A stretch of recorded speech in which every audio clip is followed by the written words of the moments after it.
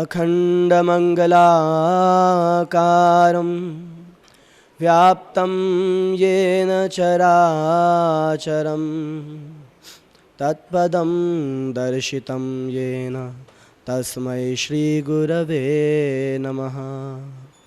गुरवे गौरचन्द्राय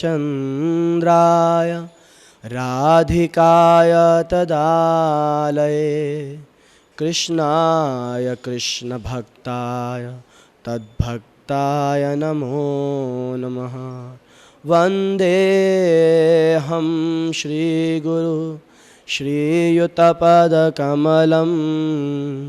श्रीगुरुन् वैष्णवांश श्रीरूपं साग्रजातं सहगण रघुनाथान्वितं तं सजीवं साद्वैतं सावधूतं परिजनसहितं कृष्णचैतन्यदेवम्। ॐ नमो भगवते नरसिंहाय नमो तेजसे आविराविर्भाववज्रनखवज्रदंस्तान् कर्माशयान् रन्ध्राय तमोग्रसग्रस ॐ स्वाहा अभयमभयमात्मनि भूयसा ॐ शूं। स्वस्ति अस्तु विश्वस्य खलः प्रसीदतां ध्यायन्तु भूतानि शिवं मिथो धिया मनश्च भद्रं भजता दध्योक्षजे आवेश्यतां नो मतिरप्यहेतुकी मगारादात्मजवित्तबन्धुषु संगो यदि स्यात् भगवत्प्रियेषु नः यः प्राणवृत्तपरितुष्ट आत्मवान् सिद्धत्य दूरान् तथेन्द्रियप्रिया। जय श्री कृष्ण चैतन्य प्रभु नित्यानंद श्री अद्वैता गदाधर श्रीवासादि गौरभक्तवृंद। हरे कृष्णा कृष्णा कृष्णा हरे हरे हरे राम राम राम हरे हरे। नमो ॐ विष्णुपादाय कृष्णापृष्ठाय भूतले श्रीमते भक्तिवेदांत स्वामीति नामिने। नमस्ते सरस्वते देवे गौरवाणी प्रचारिणे निर्विशेषशून्यवादी पाश्चात्यदेशतारिणे। मुखं करोति वाचालं पंगुं लंघयते गिरिं यत्कृपातमहं वन्दे श्रीगुरुं दीनतारिणं परमानन्दमाधवं श्रीचैतन्यईश्वरम्।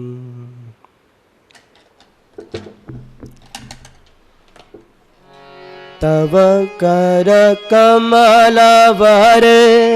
नखाम् अद्भुत श्रृंगार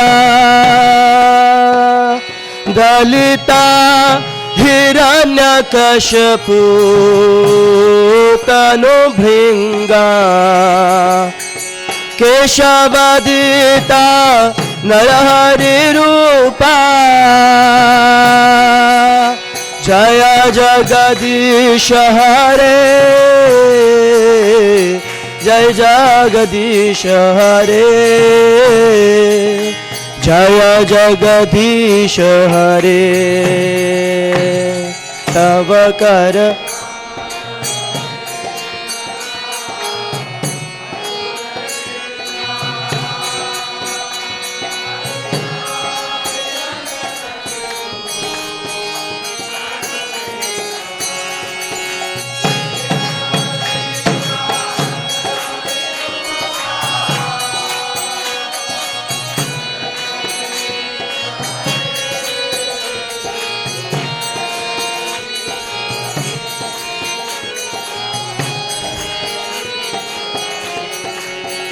जय नरसिंहदेव नरसिंहदेव नरसिंहदेव जय नरसिंहदेव।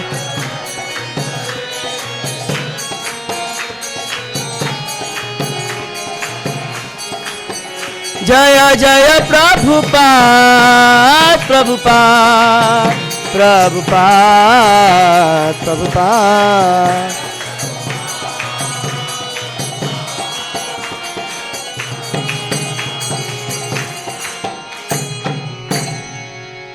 भक्ति विघ्न विनाशम श्री नरसिंहदेव भगवान की, भक्त श्रमणि प्रहलाद महाराज की, जगत गुरु श्रील प्रभुपाद की, ताई गौर प्रेमानंदे। हरे कृष्णा। आज श्री नरसिंह चतुर्दशी के अवसर पे सभी भक्तों का हार्दिक स्वागत, और हमारे जो पाकिस्तान के भक्त हैं उन सबका भी हार्दिक स्वागत। पाकिस्तान के भक्त लोग चाह रहे हैं कि रिकॉर्डिंग शाम को वहाँ चलाई जाए, तो उनका भी स्वागत। पाकिस्तान में कराची में सब भक्त लोग बहुत बड़ा फेस्टिवल मना रहे हैं, और वहाँ पर वो यही रिकॉर्डिंग चलाएंगे।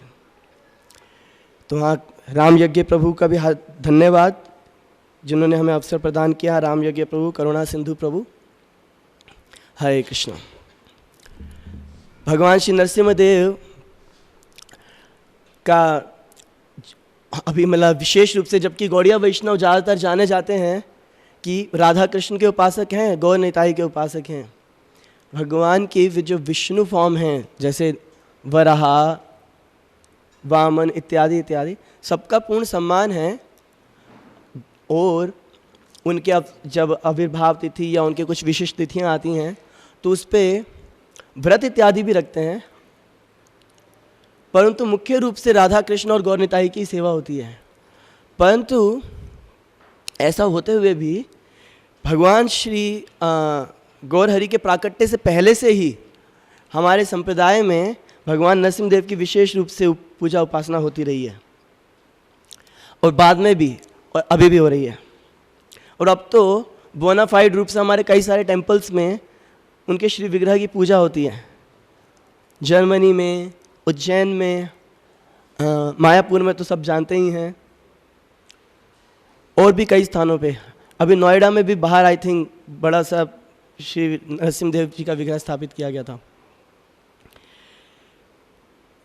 ऐसा विशेष क्या है श्री नरसिंहदेव, जो कि वो भी विष्णु फॉर्म है, वो भी बड़ी भारी ऐश्वर्य के साथ अपना प्राकट्य करते हैं। उनकी लीलाओं में भी बहुत भारी ऐश्वर्य है, फिर भी ऐसा क्या विशिष्ट है कि भगवान की इस पर्टिकुलर फॉर्म को गौड़िया वैष्णव समाज में विशेष रूप से आकर्षण है, विशेष स्थान है। और दूसरा, किस प्रकार से भगवान श्री नरसिंहदेव के लीलाएं प्रकट हुई महाप्रभु के लीलाओं में, इन दो विषयों पर चर्चा करेंगे। जबकि गौर लीला में नरसिंहदेव किस प्रकार से प्रकट हुए, क्या क्या उनका स्थान है, ये पूरी तरह से एक्सप्लेन करना इतने छोटे समय के अंदर संभव नहीं है। तो हम सिर्फ दो ही इंसिडेंट दो ही जो भगवान के प्राकट्य हैं नरसिंहदेव के, वो डिस्कस करेंगे गौर लीला में। और उसके अलावा क्या विशेष रूप से गौड़िया वैष्णव क्यों उनसे आकर्षित होते हैं, उसके विषय में चर्चा करेंगे।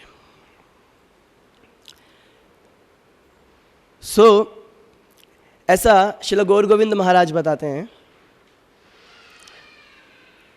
कि गौर गोविंद महाराज बताते हैं कि जिस प्रकार से भगवान पहले ना अपना प्राकट्य कैसे किए, ब्रह्मा जी के नाक से प्रकट हो गए शूकर रूप में। केशवधीता शूकर रूपा जय जगदीश हरे, ट्रांसेंडेंटल बोर भगवान के ब्रह्मा जी के नाक से। ब्रह्मा जी भी कंफ्यूज थे कि ये क्या प्रकट हो गया मेरे नाक से। और फिर ब्रह्मा जी ने सोचा कि, और वो बड़े होने लग गए, सबके सब हैरान। ब्रह्मा जी वहाँ खड़े थे, ब्रह्मा जी के बाकी 10 पुत्र भी वहाँ खड़े हैं, सब सोच रहे हैं ये हो क्या गया। और ब्रह्मा जी भी सोच रहे हैं कि देखो ये जो जीव प्रकट हुआ अभी अभी, और जो एकदम बड़ा होता जा रहा है, इसकी क्रिएशन मैंने नहीं करी, इसकी सृष्टि मैंने नहीं करी। और अगर मेरी सृष्टि के अलावा यहाँ पे कोई वस्तु हो सकती है, कोई जीव हो सकता है, तो वो तो केवल एक ही व्यक्ति हो सकते हैं। कौन?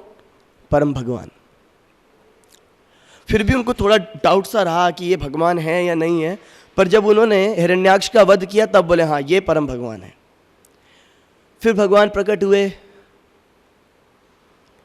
नरसिम्हदेव के रूप में। नरसिम्हदेव के रूप में जब भगवान प्रकट हुए, प्रहलाद महाराज आए, उनकी गोद में बैठे, और भगवान क्योंकि सिंह रूप था तो सिंह जैसे अपने बच्चे को पुचकारता है, स्नेह प्रदर्शित करता है, प्रेम देता है, कैसे करता है सिंह?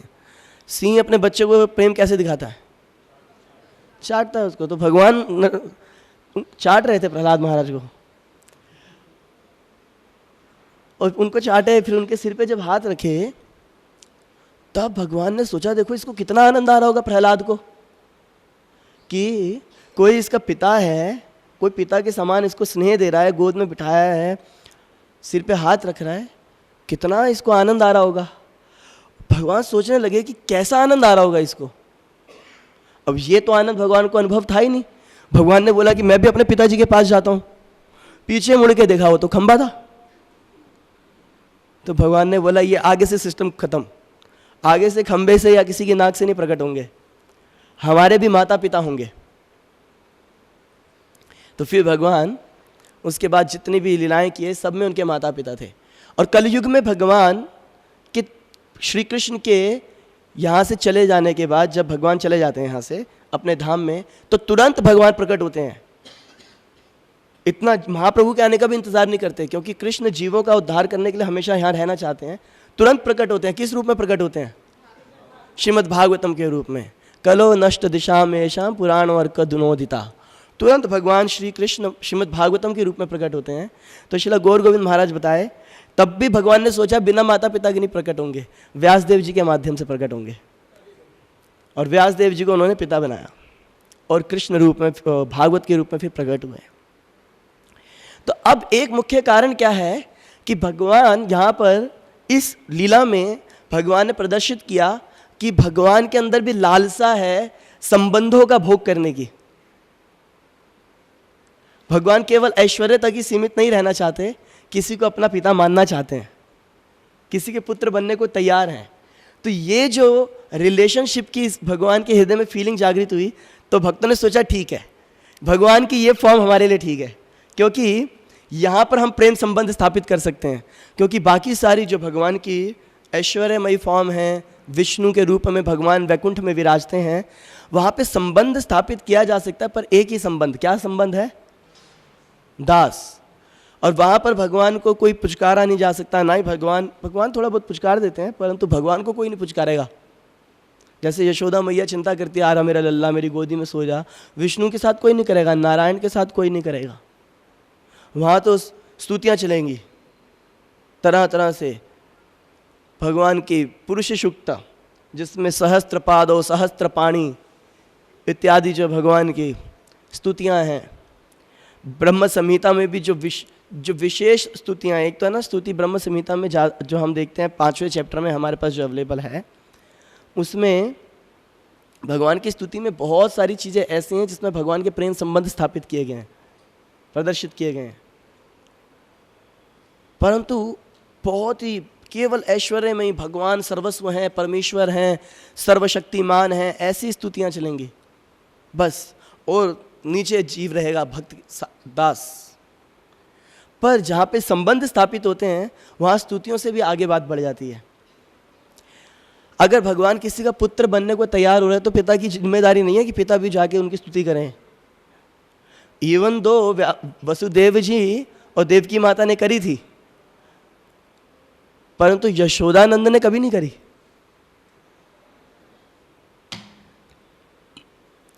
तो यहाँ जो प्रेम का संबंध स्थापित करना चाहते हैं, इसलिए भक्तों को बड़ा प्रिय है।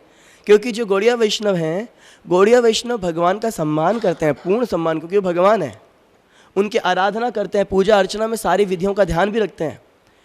पर हृदय में गौड़िया वैष्णव समाज में आने का पर्पस ही एक ये रहता है सबका कि हम भगवान के साथ एक निजी संबंध स्थापित करेंगे, प्रेम का संबंध स्थापित करेंगे। और इस प्रेम के संबंध को स्थापित करने का सूत्रपात इनिशिएट जो किया भगवान ने नरसिम्हा अवतार में किया, कि मैं भी किसी का पुत्र बनूंगा। तो एक मुख्य कारण गौड़िया संप्रदाय में भगवान नरसिंहदेव के प्रति विशेष आकर्षण का। दूसरा मुख्य कारण, शिला भक्ति विनोद ठाकुर वर्णन करते हैं कि जबकि आध्यात्मिक जगत पूर्ण सुरक्षित है, वहाँ किसी को कोई सुरक्षा की आवश्यकता नहीं है। यहाँ से कौन है राक्षस, कौन सा राक्षस उठ करके आध्यात्मिक जगत में जाकर के किसी को पीड़ा पहुँचाएगा? असंभव, नहीं होता ऐसा।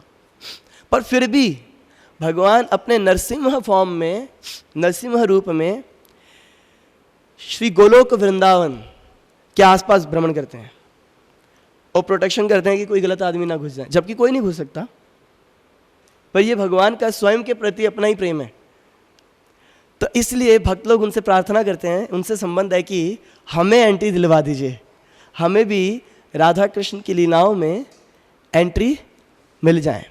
जैसे हम आज सुबह डिस्कस कर रहे थे सुबह कि नवद्वीप भाव तरंग, जिसमें भक्ति विनोद ठाकुर अपनी भावनाओं के रूप में, भावनाओं से सारे पूरे नवद्वीप का भ्रमण कर रहे हैं।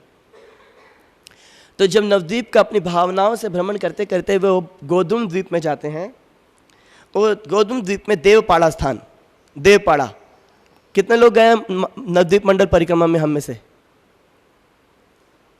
बस सबको जाना चाहिए नवद्वीप मंडल परिक्रमा में, एक बार जरूर जीवन में, एक बार सबको नवद्वीप मंडल परिक्रमा करनी चाहिए।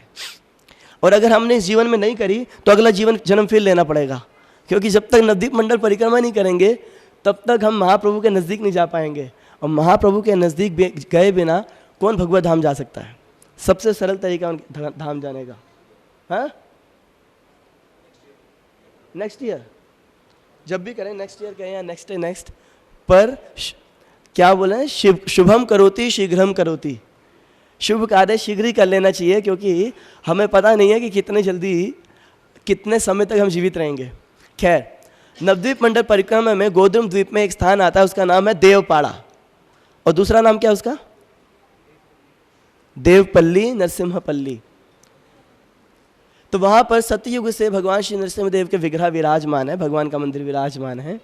और उस स्थान पर जब पहुंचे भक्ति विनोद ठाकुर,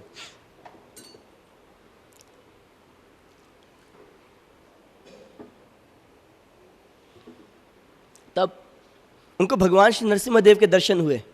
भगवान श्री नरसिम्हदेव के दर्शन करके भक्ति विनोद ठाकुर बड़े ही भाव विवल हो गए। सोचिए हमारे सामने भगवान स्वयं प्रकट हो जाएं, और वो भगवान की भले ही बड़ी ही भयंकर फॉर्म है, फेरोशियस, डरावनी, साधारण व्यक्ति का शरीर कांपने लगेगा, परंतु जो भगवान से प्रेम करते हैं ना, तो वो भगवान के उसी मधुरता को देख पाते हैं। जब बाकी लोग थे वो भयभीत हो रहे थे, परंतु प्रहलाद महाराज भयभीत नहीं हुए, क्योंकि जहाँ प्रेम होता है, जहाँ प्रेम होता है वहाँ पर भगवान की मधुरता ही नजर आती है।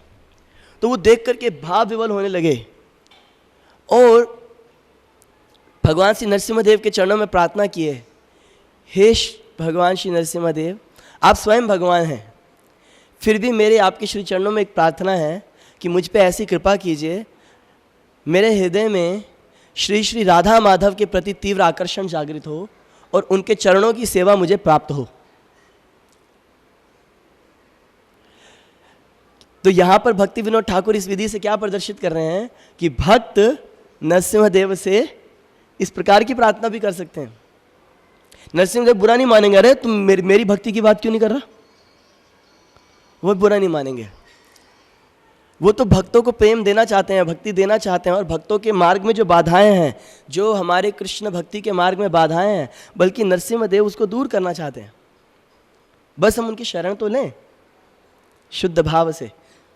तो खैर, तो नरसिम्हदेव भगवान बोले, मेरे आशीर्वाद की विशेष आवश्यकता नहीं है तुम्हारे को, यहीं रहो, मेरे भक्तों के संग में रहो, मेरे भक्तों के संग में कथा करो, मेरे भक्तों की सेवा करो, मेरे भक्तों के संग में हरि नाम का उच्चारण करो।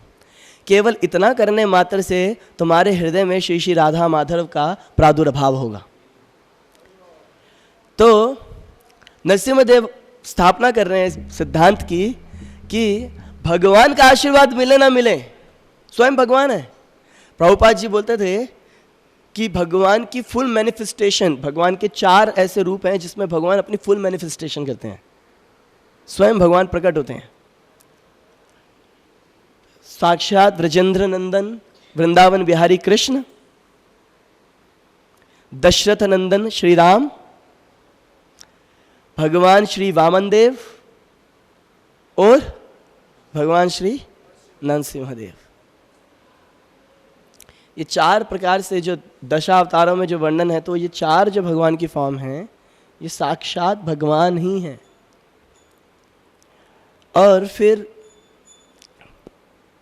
भगवान श्री गौर हरि, तो उनका इस प्रकार की स्ट्रक्चर में वर्णन नहीं होता दशावतार, क्योंकि कृष्ण और गौर कोई भेद ही नहीं है, इसलिए ऐसा उनको 5वां अलग से गिनती नहीं किया जाता। एक बार मायापुर में एक भक्त थे, स्वाभाविक है जिनका माधव के प्रति विशेष आकर्षण है वो नरसिम्हदेव से कैसे आकर्षित होंगे, पर वो ना नरसिम्हदेव के प्रति इतना उनका आकर्षण नहीं होता था, वो केवल माधव के दर्शन करना चाहते थे और नरसिम्हदेव के दर्शन करके सोचते थे मतलब मैं तो माधव की ही करूँ, माधव ही हमारे लिए ज़्यादा सुंदर है। तो एक दिन भगवान को बताना चाहते थे कि मेरे में और नरसिम्हदेव में, और नरसिम्हदेव में, मुझ में और माधव में कोई भेद नहीं है। तो एक दिन वो जब मंदिर के अंदर प्रवेश किए भक्त सुबह सुबह, तो जैसे उन्होंने नरसिम्हदेव के दर्शन किए, वहाँ पे बाकी सारा फॉर्म नरसिम्हदेव का था, ऊपर माधव का फेस, और जब माधव को देखे तो वहाँ नरसिम्हदेव का फेस। बेचारे बहुत देर तक आगे पीछे देखते रहे और हर बार ऐसे ही दिखा उनको। तब उन्होंने क्षमा याचना करी कि प्रभु मुझे क्षमा कर दो, हमें समझ में आ गया आप सेम ही हैं, पर अलग अलग भाव में प्रकट हुए हैं। तो भगवान श्री नरसिम्हदेव से जब इस प्रकार से प्रार्थना करते हैं, अब वो क्या बता रहे हैं कि स्वयं भगवान के भी आशीर्वाद से ज़्यादा जो इम्पोर्टेंट है, जो महत्वपूर्ण है, वो क्या है? साधुओं का, भक्तों का संग, उस संग में हरि कथा, हरि कीर्तन और उन भक्तों की सेवा।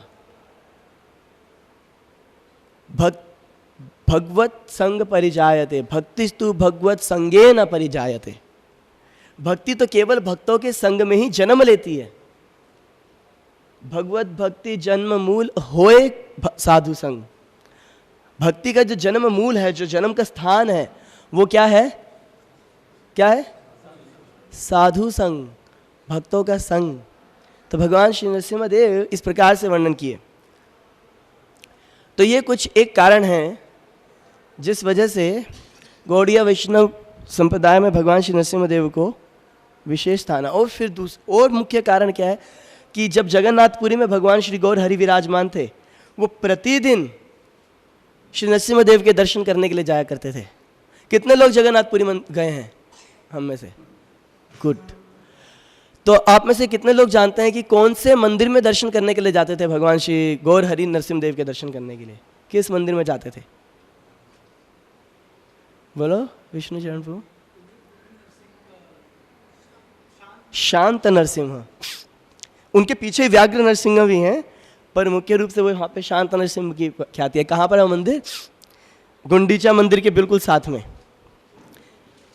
गुंडीचा मंदिर के, जिसमें जब गुंडीचा मंदिर का मार्जन हुआ था, तब भी जब सब भक्त थक गए थे तो पहले जाकर के उन्होंने विश्राम नरसिम्हदेव मंदिर में ही किया था, और वहीं पर फिर भगवान नरसिम्हदेव के सामने नृत्य इत्यादि किए थे। तो भगवान श्री गौर हरि नरसिम्हदेव के दर्शन करने जाया करते थे। और एक बार जब भगवान श्री नरसिम्हदेव के दर्शन किए गौर हरि, तब उन्होंने एक स्तुति गाई और बहुत देर तक बार बार रिपीट करते रहे वो स्तुति। क्या थी वो? कितने भक्त जानते हैं? नमस्ते नरसिंहाय प्रह्लादलाददायाने हिरण्याकाशी पूर्वक्षः शिलटङ्कानखालाये इतो नरसिंहा परतो नरसिंहा यतो यतो यामि ततो नरसिंहा बहिर्नरसिंहा हृदये नरसिंहा नरसिंहमदिं शरणं प्रपदे नमस्ते नरसिंहाय प्रह्लादलाददायाने। इन 2 श्लोकों का भगवान श्री गौर हरि बार बार उच्चारण कर रहे थे। तो तो इसलिए शिला प्रभुपाद जी ने जब नरसिम्हा प्रेयर्स इस्कॉन में इंट्रोड्यूस करी तो पहले ये 2 श्लोक लिए, क्योंकि ये गौर हरि गाते थे और भगवान को, श्री गौर हरि को बड़ा प्रिय थे जयदेव गोस्वामी के लिखे हुए गीत। तो जयदेव गोस्वामी ने एक गीत लिखा है जिसका नाम है दशावतार स्तोत्रम, जिसमें उन्होंने भगवान मीन केशवधिता मीन शरीरा प्रलय पयोधि जलेध तमानसी वेदम, यहाँ से शुरू करके भगवान का जो कल की अवतार हुए वहाँ तक का सारा वर्णन किया और फिर आखिरी में एक श्लोक के अंदर उन्होंने सारे के सारे अवतारों का वर्णन किया। तो उसमें से, क्योंकि भगवान श्री गौर हरि को जयदेव गोस्वामी, देखो हम गौड़िया वैष्णव हैं और हमारा मुख्य उद्देश्य क्या है, श्री गौर हरि के चरणों को प्रसन्न करना। तो प्रभुपाद जी ने वही चीज़ इंट्रोड्यूस करी जिससे श्री गौर हरि प्रसन्न होते थे, जो वो उनको प्रिय हैं। तो इसलिए वो 2 श्लोक जो गौर हरि गाया करते थे नरसिम्हा देव के गुणगान में, और उसके बाद वही जयदेव गोस्वामी के गीत से निकाला हुआ तव कर कमल वरे नखम अद्भुत श्रृंगाम दलिता हिरण्य कश्यपु तनु भृंगाम केशवधिता नर हरि रूपा जय जगदीश हरे। तो ये लेकर के ये ऐड किया। तो क्योंकि गौर हरि प्रतिदिन नरसिम्हा देव के दर्शन करने जाया करते थे, तो ये भी एक कारण था कि कारण है कि हमारे संप्रदाय में नरसिम्हा देव की उपासना होती है और नरसिम्हा देव से प्रोटेक्शन की याचना करते हैं हम कि वो हमारे को सुरक्षा प्रदान करें। ये भी, इसका भी सूत्रपात गौर हरि की लीलाओं में ही हुआ था। जब श्री अद्वैताचार्य जी के पुत्र गोपाल कीर्तन में सहसा मूर्छित हो गए थे जगन्नाथपुरी में, आई थिंक ये गुंडीचा मार्जन के बाद की बात है। और जब वो मूर्छित हो गए और ऐसा लग रहा था कि उसने प्राण त्याग दिए, तब नरसिम्हा देव ने भगवान श्री अद्वैताचार्य जी अपने पुत्र की सुरक्षा के लिए भगवान नरसिम्हा देव के चरणों में प्रार्थना करते हैं, क्योंकि वो हमें सुरक्षा प्रदान करते हैं, भक्तों की भक्ति की सुरक्षा प्रदान करते हैं और वैसे भी सुरक्षा प्रदान करते हैं। इसलिए हम देखते हैं कि भक्तों के समाज में ये स्वाभाविक सा है, जब भी कोई विपदा आती है तुरंत भगवान नरसिम्हा देव का उच्चारण करने लगते हैं। जब तक हम भक्तों के समाज में नहीं आए थे, कोई विपदा आती थी, स्पेशली कभी हम अकेले पड़ जाएं, भय हो जाएं, तब क्या निकलता था मुख से, जय हनुमान के अनुगुण सागर जय कपीस तिहन लोक उजागर रामदूत पलु। तो हनुमान जी से प्रोटेक्शन मांगते थे। और अब भक्त लोग किससे प्रोटेक्शन मांगते हैं? नमस्ते नरसिम्हा प्रहलाद तब कर कमल प्रभु नरसिम्हा देव। और भगवान नरसिम्हा देव प्रोटेक्शन देते भी हैं भक्तों के बहुत सारे।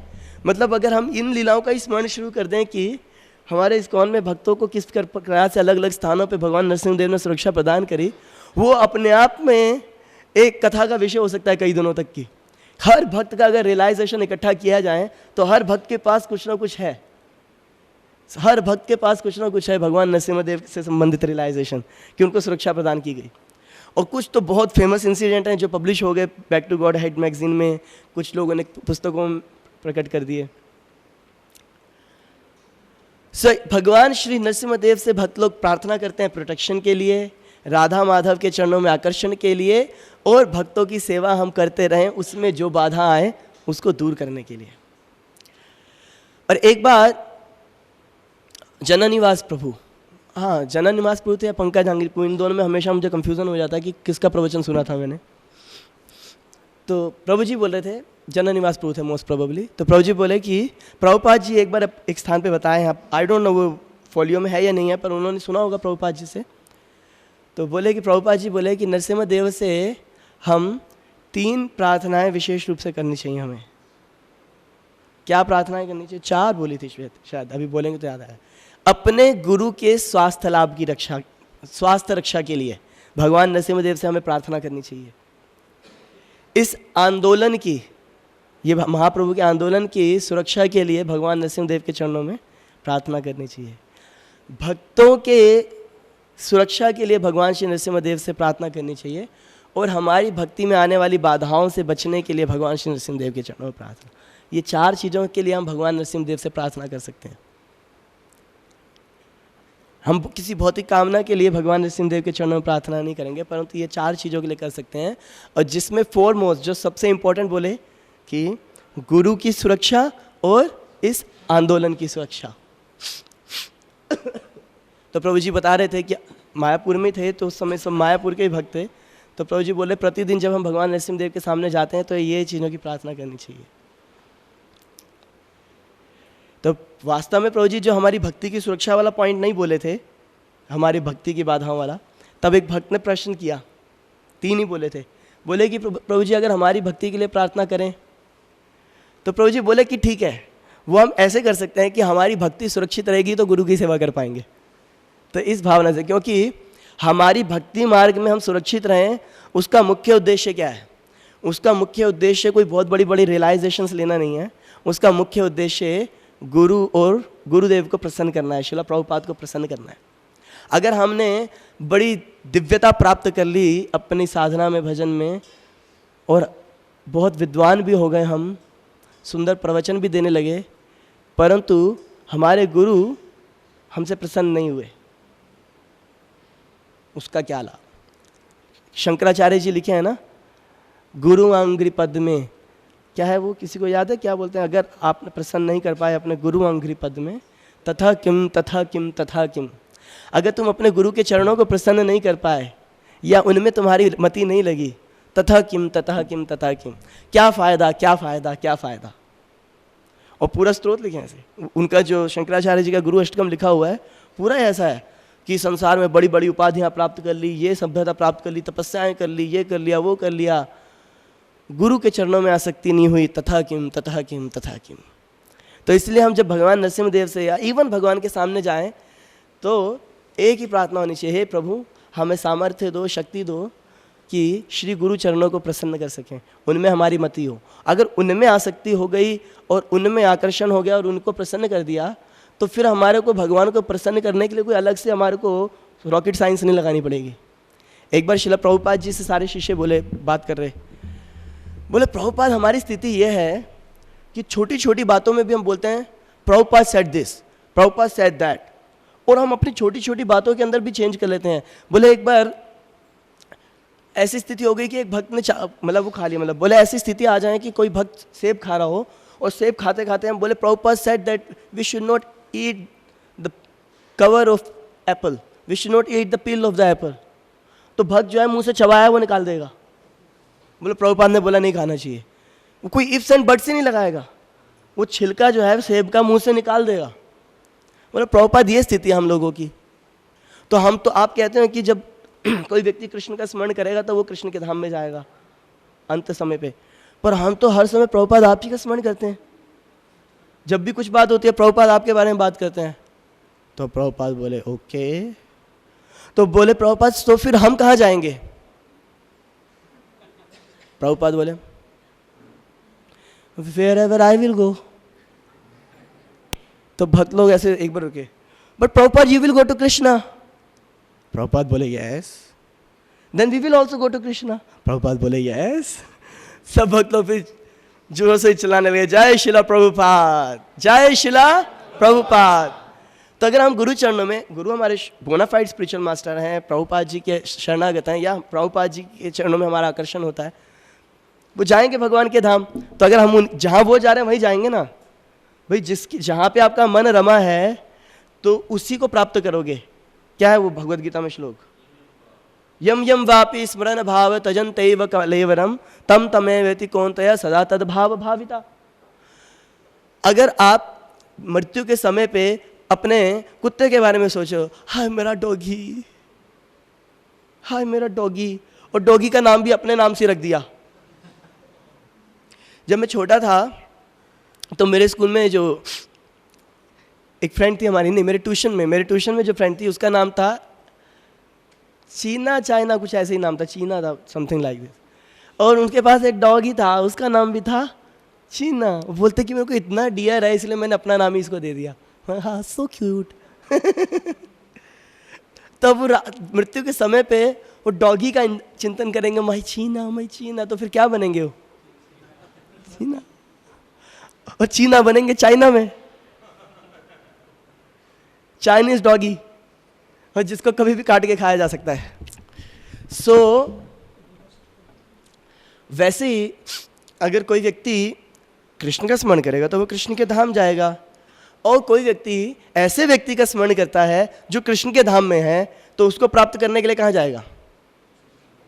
कृष्ण के धाम जाएगा।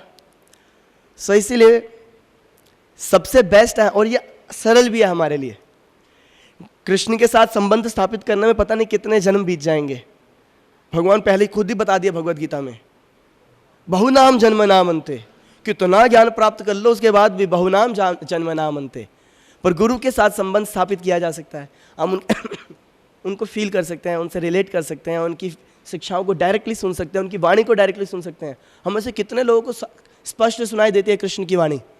नहीं, पर गुरु की वाणी हम सुन सकते हैं, उनकी सेवा कर सकते हैं, उनसे हम संबंध स्थापित कर सकते हैं, उनसे हम प्रेम कर सकते हैं, जो कि कृष्ण के साथ डायरेक्ट कर पाना बड़ा मुश्किल है हमारे लिए। सो इसीलिए बड़ा सरल है गुरु के साथ संबंध स्थापित करके कृष्ण को प्राप्त कर पाना। तो इसीलिए जहाँ भी हम जाएं, जैसा जननिवास प्रभु ने बोला था, नरसिम्हदेव हम कहेंगे जहाँ पर भी जाएं वहाँ यही प्रार्थना करें कि हमें सामर्थ्य प्राप्त हो कि हम अपने गुरु के चरणों को प्रसन्न कर सकें। और फिर इस प्रकार से हम भगवान श्री नरसिम्हदेव की उपासना करते हैं हमारी सोसाइटी में। अब भगवान श्री नरसिम्हदेव किस प्रकार से प्रकट हुए गौर लीला में, ये हम चैतन्य लीला से सुनेंगे, चैतन्य चरितामृत से। चैतन्य चरितामृत आदि लीला चैप्टर 17। आप में कोई खोलना चाहें तो प्यार खोल भी सकते हैं, तो हम साथ में गा भी पाएंगे फिर।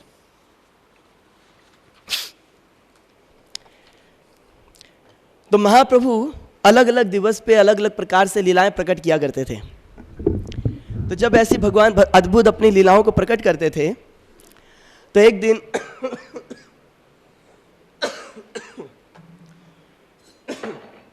दिन भगवान श्री गौर हरि ने अनुभव किया कि काजी के भय से, क्योंकि काजी ने अनाउंस कर दिया था कि जो भी व्यक्ति कीर्तन करता हुआ पाया जाएगा, क्योंकि कुछ लोगों ने कंप्लेंट कर दी थी कि ये हमारे हिंदू धर्म का नाश कर रहे हैं, कुछ स्मार्त ब्राह्मण। क्योंकि क्या हुआ था, उनकी दुकानदारी बंद हो रही थी। अभी क्या, जब आप वैष्णव धर्म का प्रचार करते हो तो हम क्या बोलते हैं, वैष्णव सर्वश्रेष्ठ, ब्रह्म जानाति इति ब्राह्मणा। और उनको पता हम तो ब्रह्म को जानते नहीं हैं। और फिर हम भागवत से स्थापित कर देते हैं कि ब्रह्मानुचर नाम गृणंति ये थे, जो भी व्यक्ति कृष्ण नाम का उच्चारण करता है वो यज्ञ इत्यादि करने में समर्थ है। तो इससे क्या हुआ, स्मार्त ब्राह्मणों की दुकान बंद। पहले क्या होता था कि सब कुछ करने के लिए ब्राह्मण वही होते थे। अब क्या है कि जो व्यक्ति कर्म से ब्राह्मण है उसको ब्राह्मण स्वीकार किया करते हैं हम लोग। सही बात है कि नहीं? कर्म से ब्राह्मण है और प्रमाणिक गुरु के माध्यम से ब्राह्मण इनिशिएशन उसको प्राप्त हुई है, मतलब कि उसको यज्ञोपवीत संस्कार और पांचरात्रिक विधि से उसको ब्राह्मण संस्कार प्राप्त हुआ है, तो हम उसको ब्राह्मण स्वीकार करते हैं। तो अब जो स्मार्त ब्राह्मण हैं उनकी आवश्यकता क्या रह गई? तो उनको भय होने लगा कि अगर ये इस प्रकार से निमाई संकीर्तन करेगा जगह जगह पे तो बड़ा खतरा हो जाएगा। और विशेष रूप से संकीर्तन किसके घर में आश्रय लेता था? श्रीवास पंडित। तब श्रीवास पंडित के घर पे वो था, तो इसलिए उनके जब कंप्लेंट करी, उनके अनाउंसमेंट सुन के कि बादशाह के सैनिक आएंगे और वो आकर के कष्ट पहुंचाएंगे, मार कुटाई करेंगे, तो थोड़ा बहुत श्रीवास आचार्य को भय होने लगा कि क्या होगा। उनका भय ये नहीं था मेरा क्या होगा, उनका भय ये नहीं था मेरे परिवार का क्या होगा। उनका भय ये था कि जब भक्त लोग यहाँ कीर्तन कर रहे होंगे और उनके बीच में जब विपदा आएगी, वो आके भक्तों को कष्ट पहुंचाएंगे, तो उनके मन में दुख ये था कि भक्तों को कष्ट पहुंचेगा तो कैसे चलेगा। तो ये बात सर्व अंतर्यामी, जैसा कि उपनिषद बताया गया, चैतन्य चरितामृत की शुरुआत में बताया गया है, यह आत्म अंतर्याम पुरुष स्वप्यस्य अंश विभवः, सबों के हृदय में विराजमान अंतरात्मा अंतर्यामी पुरुष, जिसको हम परमात्मा बोलते हैं, वो तो श्री गौर हरि के अंश मात्र हैं। साप्य अंश विभवः, तो वो गौर हरि सबको पहचान सकते हैं, सबके हृदय की बात समझ सकते हैं। और श्रीवास पंडित के हृदय की बात भी जान गए कि वो भयभीत हैं, और श्री गौर हरि उनके यहाँ पहुंचे। तो आप खोल लिए चैप्टर 17 टेक्स्ट नंबर 90।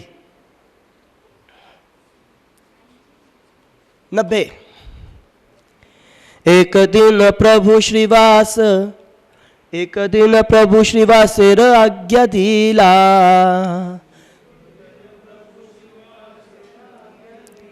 बृहत् सहस्र नाम पढ़ सुनिते मन होइला।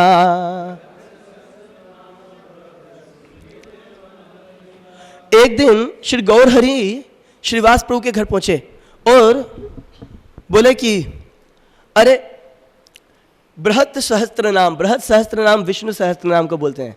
वैष्णवों में विशेष रूप से जो अन्य संप्रदाय के, श्री संप्रदाय के वैष्णव इत्यादि हैं, उनमें तो बड़ा ही प्रचलित है ये विष्णु सहस्त्र नाम।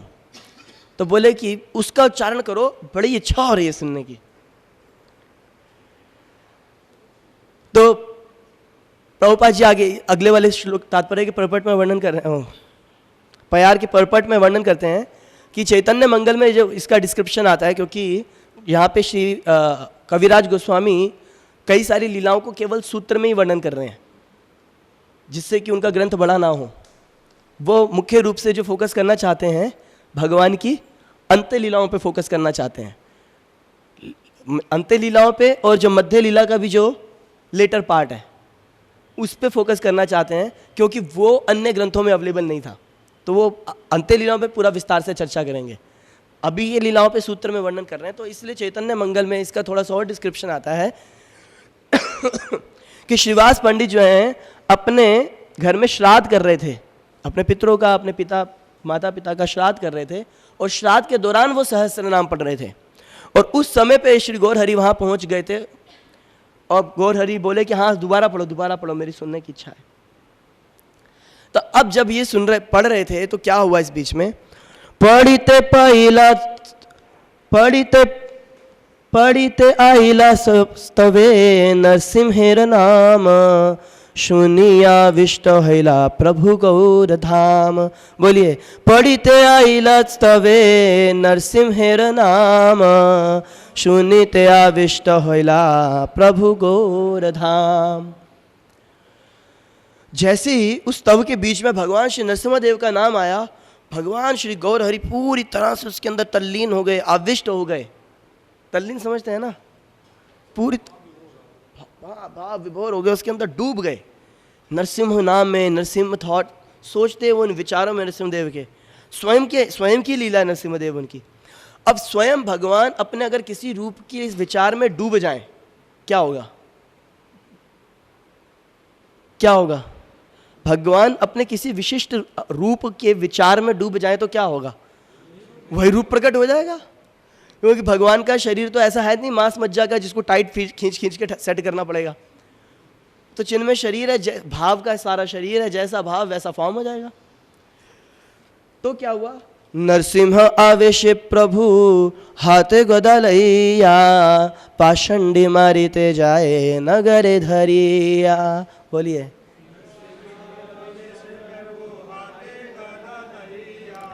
पाषंडी मारिते जाए नगरे धाइया। अब तो भगवान नरसिम्हदेव का फॉर्म विचार किया, और नरसिम्हदेव का विचार करते हुए भगवान के मन में आया हिरण्यकशिपु का चिंतन हुआ। हिरण्यकशिपु का चिंतन हुआ तो और क्रोध आया, महामूर्ख, सारी शक्तियां मिल गई, जो किया मैंने क्षमा किया उसको, मेरे भक्त को कष्ट दिया उसने, प्रहलाद को कष्ट दिया। इतना क्रोध आ गया सोच सोच के। कभी होता है ना ऐसा, हम जब जप कर रहे होते हैं और किसी व्यक्ति के बारे में याद आता है जिसने हमारे को गुस्सा दिलाया था, जिसने हमारे साथ नुकसान किया था, जप करते करते हम कहते हैं हरे कृष्ण हरे कृष्ण, बाद में बताऊंगा हरे कृष्ण। होता है ना ऐसा जप के बीच में। तो वैसे ही भगवान श्री गौर हरि के साथ हुआ, उतना गुस्सा आ गया उनको, बोला अभी बताता हूं। और अब तो भगवान है, वो तो स्वतंत्र है, कुछ भी कर सकते हैं। और भगवान जो जब निकले बाहर, आंखें उनकी एकदम सुर्ख लाल हो गई, रोंगटे उनके स्थिर खड़े हो गए एकदम टाइट, चेहरे पे भी लाली, और बाल उनके सारे बिखर गए, और ऐसे चिल्लाते हुए बाहर हा चिंगाड़ करते हुए, एकदम सिंह गर्जना करते हुए, क्रोध में एकदम, और गदा लेकर के भागने लगे। जब बाहर लोग उनको देख के डर गए, ऐसा भयावह रूप हो गया उनका, लोग डर के भागने लगे अंदर अंदर, कोई अपने घरों में, जो जहां यहां वहां भागने लगा। एक तो साक्षात भगवान क्रोध का प्रदर्शन कर रहे हैं, और वो भी अपने उस फॉर्म का करदोष, उस रूप का क्रोध दिखा रहे हैं जो रूप सबसे ज़्यादा भयावह था। जैसे एक बार हम श्रील जयप्रकाश स्वामी महाराज को प्रवचन सुन रहे थे। महाराज बोले कि नित्यानंद प्रभु देखो कितने करुणामय हैं, सब घरों में जा रहे हैं, दरवाज़ा खटखटा रहे हैं, बोले कि हरि नाम लो, हरि नाम लो, और लोग उनके मुंह पे दरवाजा बंद कर रहे हैं। सोचो अगर नरसिम्हदेव दरवाजा खटखटा के बोले हरि नाम लो, हरि हरि हरि हरि। सो अब नरसिम्हदेव का भयावह फॉर्म लेकर के भगवान श्री गौर हरि बाहर चल रहे हैं। और एक तो वैसे ही उन्होंने रूप धारण किया नरसिम्हदेव का फॉर्म, और साधारण रूप में भी अगर उनको देखा जाए तो भयावह दिख रहे हैं। और उसके बाद कोई वो छोटे मोटे बोने जैसे नहीं है हमारे जैसे 4, 4.5, 5 फीट के, 7 फीट के एकदम बढ़िया से सुगठित शरीर वाले व्यक्ति हैं वो, और एकदम हुंकार करते हुए बाहर निकल रहे हैं, चिल्लाते हुए, और लोग भयभीत होकर भाग रहे हैं। हे भगवान, कैसे दिख रहे होंगे श्री गौर हरि, जो कि त्रिभुवन सुंदर, अनंत कोटि ब्रह्मांडों में पूरी सृष्टि में सबसे सुंदर व्यक्ति जो वैसा भयावह रूप में चल रहे होंगे, कैसे दिख रहे होंगे। तो आगे देखो क्या चर्चा है। नरसिंह आवेश देखी महातेजमय, पथ छाड़ित त्यागे लोक पाया बड़ भय। हम चर्चा कर चुके हैं, बोलिए ये।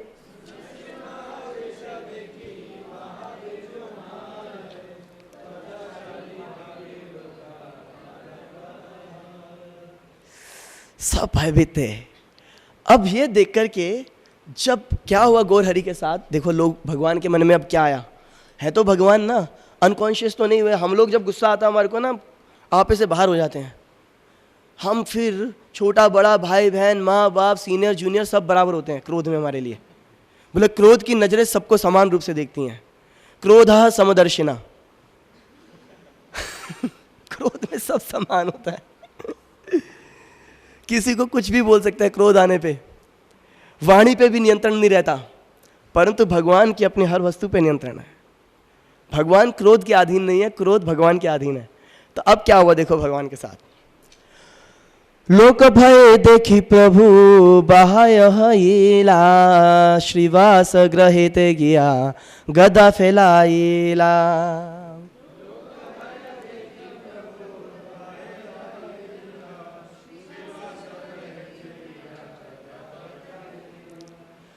जब देखा लोग भयभीत हो रहे हैं, भगवान सोचा मैं इसलिए थोड़ा ना निकला था, मैं तो अपने भाव में निकला था, ये लोग क्यों डर रहे हैं मुझसे। बोले मैं तो अपने भाव में निकला था, ये क्यों डर रहे हैं मुझसे। ये देख के भगवान एकदम संकुचित हो गए, फटाफट वापस भागे भगवान वहाँ से गौर हरि, और भाग करके गए श्रीवास के घर में, गदा फेंक दी। गदा उठा ली थी वो जो भगवान के ऑल्टर में रखी हुई थी, गदा भगवान विष्णु के लिए वही उठा के भाग गए थे, और वो गदा फेंक दी वहाँ जा करके, और मन से बड़े दुखी होने लगे, यार ये क्या कर दिया मैंने। श्रीवास कहे न प्रभु, श्रीवास कहे न प्रभु करिया विषाद, लोक भय पाय मोर होय अपराध।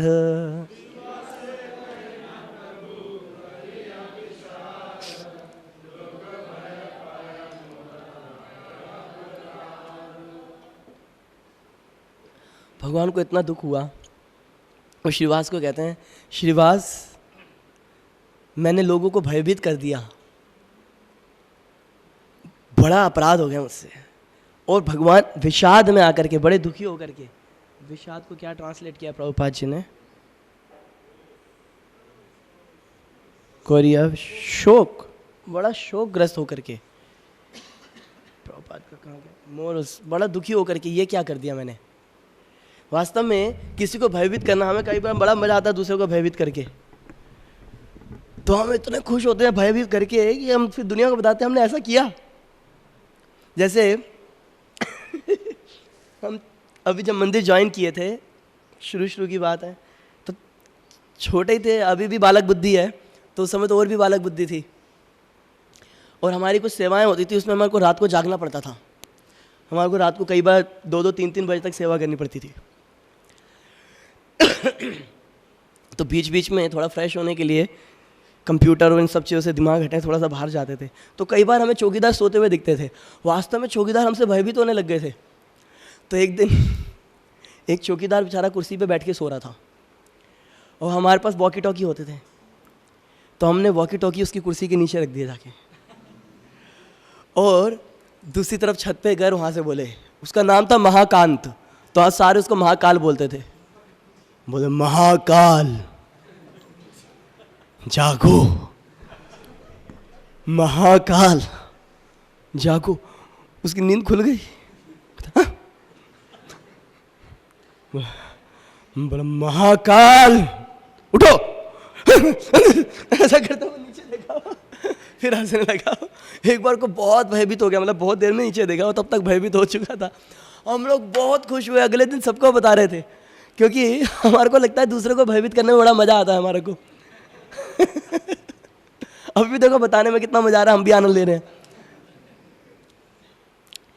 अगर हमारी वजह से किसी को दुख होता है, हमारे किसी एक्टिविटी से कोई दुखी होता है, कोई भयभीत होता है, अगर कोई चिंता में पड़ जाता है, एक स्थान पे श्री गौर हरि आई थिंक रूप गोस्वामी वर्णन करते हैं कि अगर हम अपने किसी एक्टिविटी से किसी को चिंता में डालते हैं तो उसका बड़ा भारी जो है हमारे को दोष लगता है, उसका रिएक्शन लेना पड़ता है। और प्रभुपाद जी भी इसके ऊपर तात्पर्य देते हैं कि हमारे को बड़ा प्रयास करना चाहिए कि हमारी किसी भी एक्टिविटी से किसी को किसी प्रकार का दुख ना हो, कोई चिंता में ना पड़े, कोई टेंशन में ना आ जाए, कोई भयभीत ना हो जाए, क्योंकि इससे जब वो व्यक्ति दुखी होगा और उसके हृदय में बैठे परमात्मा हैं, वो उसके बड़े नज़दीक बैठे हैं, उनको भी दुख होता है कि देखो इसने क्या किया, मेरे मतलब ये जीवात्मा है ना, इसको दुख पहुंचाया। तो बड़ा सावधान रहना चाहिए। भगवान अपनी इस लीला के माध्यम से प्रदर्शित कर रहे हैं कि हमारे हृदय, हमारी गलती से अगर किसी को दुख हो जाए तो हमें दुखी होना चाहिए इस बात पे कि हमने किसी को भयभीत किया, किसी को दुख पहुंचाया, किसी को चिंता में डाल दिया। तो हमारे को इस बात की चिंता होनी चाहिए, दुख होना चाहिए, और हमारे को सावधान होना चाहिए अगली बार के लिए कि हम कारण ना बने किसी को दुखों के सागर में गिरने का, किसी को भयभीत करने का। थोड़ा बहुत मजाक कर ले तो अलग बात है। इस प्रकार से भगवान यहाँ अपनी लीला के माध्यम से प्रदर्शित कर रहे हैं कि अननेसेसरी, प्रभुपाद जी वर्णन करते हैं, इसमें भी शायद ट्रांसलेशन में होना चाहिए, the Lord became morose and said to Srivas Thakur, when I adopted the mood of Lord Narasimha people were greatly afraid, therefore I stop since causing fear among people is an offence. पर एक और जगह पे है प्रभुपाद जी इसका और वर्णन कर रहे हैं कि अननेसेसरीली किसी को दुख नहीं पहुंचाना चाहिए। अगर जेन्युइन रीज़न है तो पहुंचाना चाहिए। जेन्युइन रीज़न है किसी ने वैष्णव के प्रति अपराध किया है, किसी ने श्री विग्रह के प्रति अपराध किया है, उसको दुख पहुंचाना चाहिए। और या फिर कई बार गुरु के पास जिम्मेदारी होती है, शिक्षक के पास भी, गुरु शिक्षक या लीडर कह सकते हैं, उनके पास क्या जिम्मेदारी होती है कि जो सेवा में रत हैं, अगर वो कुछ गलत कर रहे हैं तो उनके सुधार के लिए उनको दुख पहुंचाएं, उनको पनिशमेंट दें। जिस पनिशमेंट से वो दुखी हो वो पनिशमेंट का मतलब हमेशा ये नहीं होता कि डंडा मारो। कई बार पनिशमेंट क्या होती है गुरु की कि वो शिष्य से बोलना बंद कर देते हैं। इससे बड़ी कोई पनिशमेंट नहीं है शिष्य के लिए। हमारे श्री राधा पास आते मंदिर में हिज ग्रेस मोहन रूपा प्रभु हैं, उनको अगर किसी को पनिशमेंट देनी है तो वो साइलेंट पनिशमेंट देते हैं, चुप, उसकी तरह उससे बात ही नहीं करेंगे। तो ये पनिशमेंट हो सकती है। तो ये शिक्षक की जिम्मेदारी है, तो वो ऐसा दुख पहुंचाएं जिससे कि वो शिष्य, जो सेवक है, शिष्य है, जो फॉलोवर है, वो अपनी गलती को रियलाइज़ करें, जो जिससे वो दुखी हो वो दुख पहुंचा करके, उसको डांट करके, फटकार करके, जैसे भी वो रियलाइज़ करें अपनी गलती को और फिर सुधार करें। तो ये उसकी जिम्मेदारी है। ऐसे स्थान पे दुख पहुंचाया जा सकता है जिससे कि सामने वाले का भला होगा, पर हमारा दुख पहुंचाने का कारण ये नहीं होना चाहिए कि हमें आनंद आएगा या फिर हमारा कोई फ़ायदा होगा। अपने फ़ायदे के लिए नहीं, दूसरे के फ़ायदे के लिए अगर आप किसी को दुख पहुंचाते हो दैट इज़ ओके। ठीक है ना पंडित जी? तो अब श्रीवास जैसे जो भगवान के से जो प्रेमी सेवक हैं भगवान के, वो भगवान के साथ वैसा प्रेम करते हैं जैसा एक पुत्र अपने पिता के साथ करता है, एक दोस्त अपने दोस्त के साथ करता है। तो देखिए यहाँ पे क्या कर रहे हैं श्रीवास प्रभु। श्रीवास बोलेन ये तुम, श्रीवास बोलेन जे तुम्हार नाम लोए, तार कोटि अपराध सब होए शाए। श्रीवास बोले न ये तुम्हार नाम लय, तार कोटि अपराध सब। श्रीवास ठाकुर बोले कि अरे प्रभु, जो आपका नाम ले लेता है उसकी तो हजारों हजारों करोड़ों करोड़ों अपराध नष्ट हो जाते हैं। ये तुम्हारा नाम लय, तार कोटि अपराध सब है क्षय। आपका नाम लेने से लोगों के अपराध क्षय हो जाते हैं, आपको क्यों अपराध लगेगा, आप बताओ। जैसे कई बार पिता दुखी होते हैं तो बच्चा कहता है पापा कोई बात नहीं, पापा कोई बात नहीं, होता ना ऐसा। हमने देखा एक बच्चे को अपने पिता को सांत्वना देता था जब वो दुखी थे। तो वैसे ये प्रेम का संबंध है। तो वैसे यहां पे श्रीवास कह रहे हैं प्रभु, आपका नाम लेने से लोगों के करोड़ों करोड़ों अपराध नष्ट हो जाते हैं, आपको कैसे अपराध लगेगा, चिंता मत करो। शुक्राचार्य जी बोले ये बात। शुक्राचार्य जी असुर गुरु हैं, पर हैं तो विद्वान ना व्यक्ति। तो वो भागवतम में जब भगवान वामन देव आए और भगवान वामन देव सारा यज्ञ बर्बाद कर दिए, यज्ञ बर्बाद कर दिए, सब कुछ चौपट करने के बाद जाते समय कहते हैं ठीक है अपना यज्ञ पूरा कर लो, यज्ञ अधूरा नहीं छोड़ना चाहिए। तो पूरा श्लोक याद नहीं है, किसी को याद हो तो बता सकते हैं। सर्वम करोति निश्चिद्रम,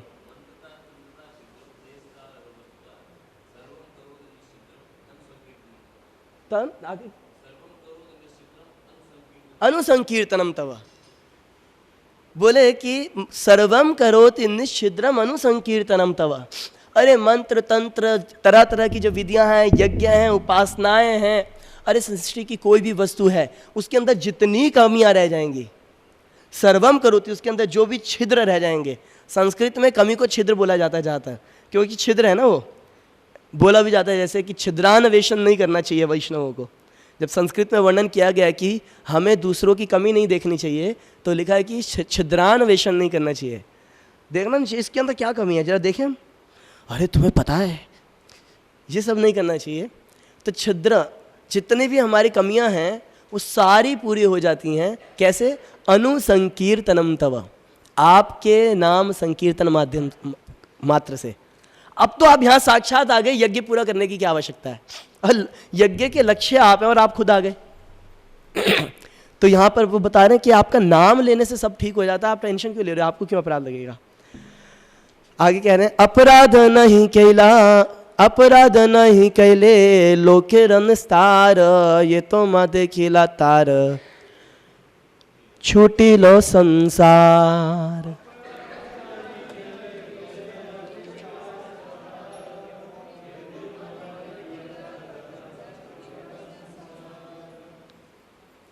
तो बोले कि प्रभु वास्तव में आपने कोई अपराध नहीं किया है, आपने अपने इस रूप का प्रदर्शन करके, इस रूप को दिखा करके जीवों के कई सारे अपराध नष्ट कर दिए। उनको जो भय हुआ आपके दर्शन से, उससे उनके कई जन्मों के पापों का फल एक साथ मिल गया, सब खत्म, सारे पाप नष्ट कर दिए। बल्कि आपने अपने ऐसे अद्भुत रूप के दर्शन करा करके लोगों का उद्धार कर दिया है। लोकल कैदा निस्तार, आपने लोगों का निस्तार कर दिया है, इसलिए आपको चिंतित होने की आवश्यकता, सांत्वना दे रहे हैं भगवान को। एत बोले श्रीवास करिला सेवन, तुष्ट होया प्रभु आइला आपन भवन।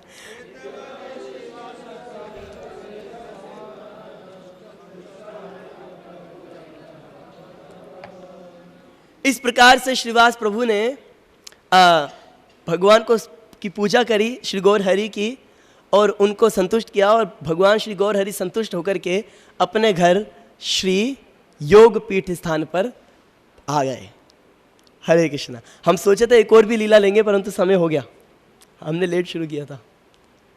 श्री गौर हरि की, भक्ति विघ्न विनाशम श्री नरसिंहदेव भगवान की, सर्व भक्त निस्तारक श्री नरसिंहदेव भगवान की, भक्ति बाधक हारक श्री नरसिंहदेव भगवान की, ताई गौर प्रेमानंदे श्री प्रभुपाद की। किसी का कोई प्रश्न? यस आशीष प्रभु।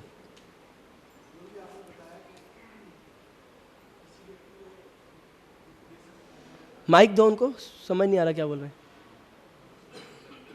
नरहरि प्रभु हैं यहाँ पे? कितनी देर में चलना है हमें?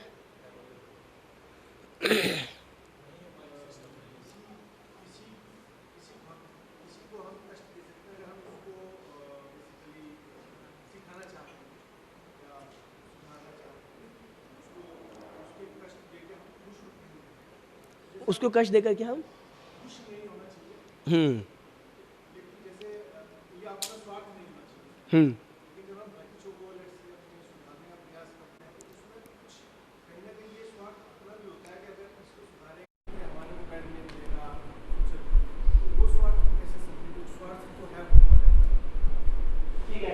का प्रश्न कि हमारे को अपने स्वार्थ के लिए किसी को प्रताड़ित नहीं करना चाहिए, दुख नहीं देना चाहिए, उसके भले के लिए हम दे सकते हैं।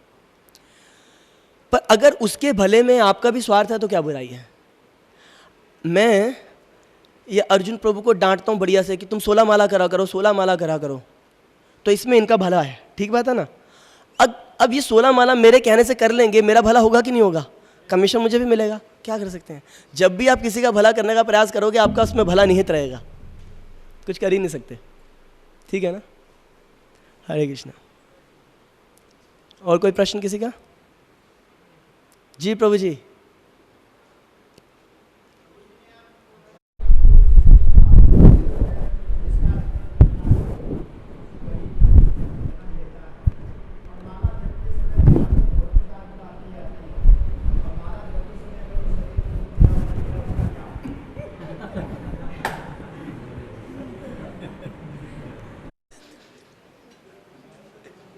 ये मेरी लाइफ का सबसे पहला क्वेश्चन है। ऐसा क्वेश्चन मेरी लाइफ में पहली बार आया है जिसमें किसी व्यक्ति ने बड़ा डीपली सोचा ये कैसे हो गया, कि भावनाओं की बात हो रही है, जो सोचता है और जितने भी खराब बातें सोचते हम जब के टाइम पे सोचते हैं उस समय छोड़ दिया शरीर तो क्या होगा। बहुत बढ़िया प्रश्न है, चिंता मत करो प्रभु जी। उस समय आपकी जो मूल भावना है ना गुरु और कृष्ण को प्रसन्न करने की है, वो तो विचारधाराएं आ रही है ना आपके मन में, पर उस समय जो आप कार्य कर रहे हो वो गुरु और कृष्ण को प्रसन्न करने का कर रहे हो, भले ही हमारा मन लगे ना लगे। तुलसीदास जी बोलते हैं, भाव को भाव अनख आलस हूँ, नाम जपत मंगल दश दिश हूँ। भाव से करो, कुभाव से करो, क्रोधित होकर के करो, जैसे भी करो, अगर कोई व्यक्ति नाम जप कर रहा है कृष्ण का, मंगल दश दिशा हूं, सर्व मंगल ही होगा उसका, समझ गए, मधु मंगल होगा उसका। हरे कृष्ण। जी प्रभु जी।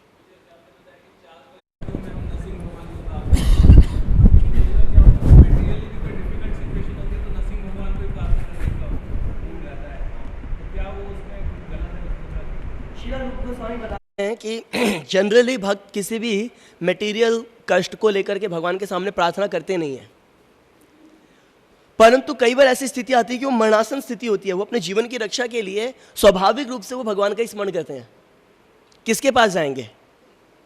जो भक्त है वो, जब हमने अपना सर्वस्व भगवान को मान लिया है, हमारे माता पिता धाता सब कुछ वही हैं, तो जब हमें कष्ट भी आएगा तो हम उन्हीं का स्मरण करेंगे। तो ऐसी परिस्थिति में एक और बात भागवतम में भी बोली जा रही है कि अगर अब हमारे को कष्ट आ रहा है और हमारा मन हो रहा है किसी के चरणों में जाया जाए, यहाँ वहाँ किसी के चरणों में जाने की बजाय अकाम सर्व कामो व मोक्ष कामा उदारधि तीव्रेन भक्ति योगेन यजेता पुरुषम पर। बहुत सारी इच्छाएं हैं, कोई इच्छा नहीं है, मुक्ति की कामना है, यश की कामना है, कोई कामना नहीं है, भक्ति की कामना है। किसी भी परिस्थिति में तीव्रेण भक्ति योग ना, तीव्र भक्ति योग से कृष्ण चरणों में, मतलब भगवान नरसिंहदेव के चरणों में भी हम समर्पण कर, अगर समर्पित करेंगे तो हमारे को सर्व सिद्धि प्राप्त होगी, तो कोई बुराई नहीं है। प्रयास ये होना चाहिए कि हमारा भगवान से प्रार्थनाएं केवल उसी जगह पे हों जहाँ से हम उनके चरणों में आगे बढ़े हम। पर अगर ऐसी कोई वास्तव में देखा जाए हमारे जीवन में जो भक्ति करने के लिए थोड़े सिंसियर हैं, अगर भौतिक स्तर पे भी कोई कष्ट आता है उसका डायरेक्ट संबंध है हमारी भक्ति से।